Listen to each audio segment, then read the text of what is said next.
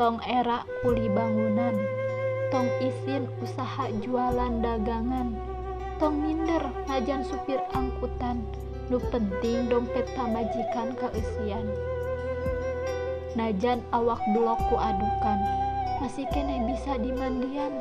Najan awak bau ku kesang badan, masih bisa dielapan. Nu penting mah beteung teu kalaparan, budak kajajanan, resiko dapur kacumponan, pangabutuh kawajiban.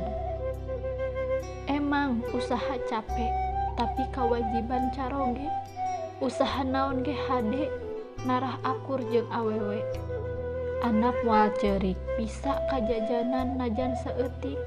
Pamajikan ge moal ngucik-ngucik sanaos kengeng saeutik. Cuma nitip ka istri, kana ladang usaha suami, gede leutikna sing bisa nampi, ulah dugikan nembongkeun goreng budi. Sabab ridho nu kawasa mun istri nampi pangala, nu teu ngabanding-banding usaha nu sok loba aral subaha. Sabab Allah moal ngaridoan ka istri nu sok ngalawan, nu caroge dugi teu ngahampuraan, nu cuma mikiran diri sorangan. Lalaki gawe banting tulang, can menang rejeki lalaki mah can tenang.